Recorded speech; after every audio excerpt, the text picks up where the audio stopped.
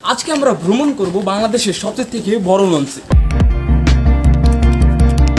এখন আমরা যাইতেছি মাদারীপুর, আর স্টেপ বাই স্টেপ দেখাবো কিভাবে আমরা মূলত আগে ডাইরেক্ট আমাদের বরিশাল যাওয়া লাগবে, কিন্তু শরীয়তপুর থেকে ডাইরেক্ট বরিশাল যাওয়া যায় না, তাই আগে আমরা যাব মাদারীপুর। লগের সাথে কই আরেকটা আমাদের সাথেও লগে আরেকজন আছে। গাইস বৃষ্টি বাদলের দিন আমরা কই যাইতেছি, কি লেগে যাইতেছি আমরা। আরে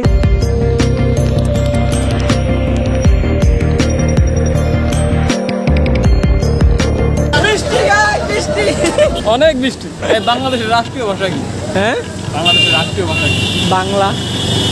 তুই সবার তোর মতো প্রতিবন্ধী গাইজ, ভাই কি সবার আমার মতো প্রতিবন্ধী মনে করে? উঠালে রে দেবা, উঠালে রে বাবা। তো গাইজ এখন আছি আমরা মাদারীপুর বাস স্ট্যান্ড। এখন আমরা যাব বরিশাল। মাদারীপুর থেকে বরিশালের ভাড়া কিন্তু 150 টাকা করে, ঠিক আছে? 150 টাকা। বাস ছেড়ে দিছে বরিশালের উদ্দেশ্যে। 6:34 বাজে। এখন আমরা আছি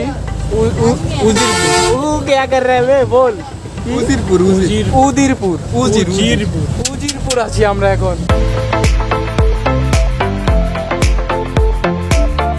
ওয়েলকাম টু বরিশাল। আমরা ফাইনালি 2 ঘন্টা প্রায় 20 মিনিটের মতো জার্নি করার পর বরিশাল চলে এসে পড়ছি। এখন টাইম নেই। এখন আমরা আছি বরিশাল নদুল্লাবাদ বাস স্ট্যান্ড। এখান থেকে আমরা যাবো হলো চৌমাথা, নাকি ওইখান থেকে তারপরে আমরা যাবো হচ্ছে বরিশাল লঞ্চ ঘাট। লঞ্চ সার্ভে হইলো 9টায়, আর এখন বাজ হলো 7:30। দেখি কতটুকু ঘুরতে পারি বরিশাল। মানে আমাদেরকে দেখে তারা চিনে ফেলেছে যে শরীয়তপুর থেকে ইডিয়েট ভাই এসেছে বরিশাল, এজন্য আর কি আইসে অটোগ্রাফ নিতে। ভাই দেবে ওরা, দাম হেটার। এইটা আমরা জানতাম।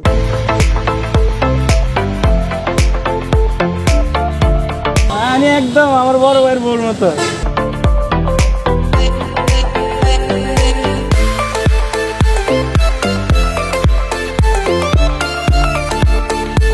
ওরে ময়না না, ময়না না, কি পাখি জানি এটা?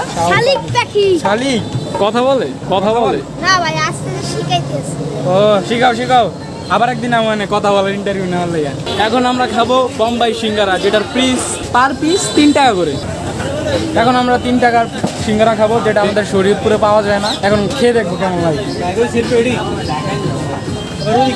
রাস্তা দিতে যাবো, দুটোটা মিলে খেতে হবে।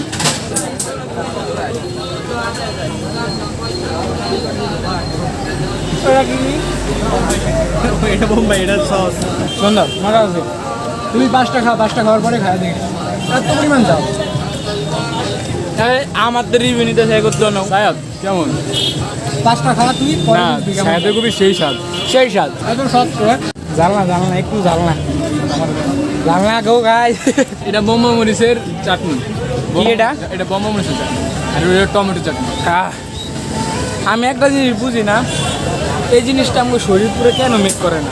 বাজেট ফ্রেন্ডলি খাবার, এরকম একটা ভিউ, এরকম একটা খাবার। অবশ্য যদি আমাদের ক্যামেরা দিয়ে ভিউটা নিতে পারতাম আরো বেশি সুন্দর লাগতো, কিন্তু মোবাইল দিয়ে নিতে সমস্যা নেই। সো আজকের এই ভিডিওটি স্পন্সর করেছে cashin29.com। যারা ঘরে বসে ইনকাম করতে চান তাদের জন্য আমার কমেন্টে একটা লিঙ্ক দেওয়া আছে। লিঙ্কে ঢুকলেই বুঝতে পারবেন কিভাবে অ্যাকাউন্ট খুলবেন, কিভাবে টাকা ইনকাম করবেন। সো দেরি না করে এখনই ট্রাই করতে পারেন। তো এখন আমরা যাইতেছি কি বলে লঞ্চ ঘাট, লঞ্চে ওঠার জন্য। কারণ আমরা বরিশাল কিছুক্ষণের জন্য আইছি, মূলত আমরা ঢাকা যাব, বরিশাল না, আমরা ঢাকা যাব।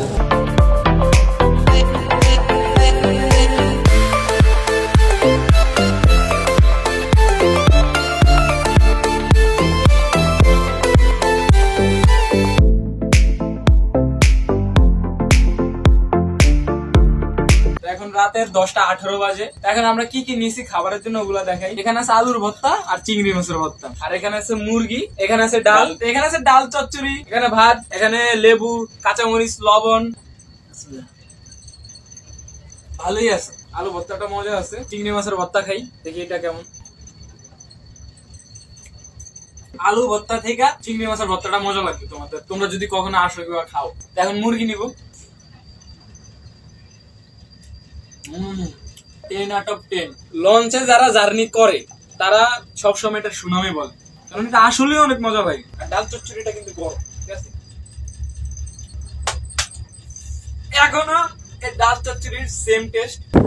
আরেকটা জিনিস গাইস, এখন হলো আমরা বৃষ্টি পড়তেছে, এখন হলো আমরা একদম লঞ্চের একদম সামনে। এই যে এই টাইমিং তো আমাদের খুব জোস। এই হলো নদী।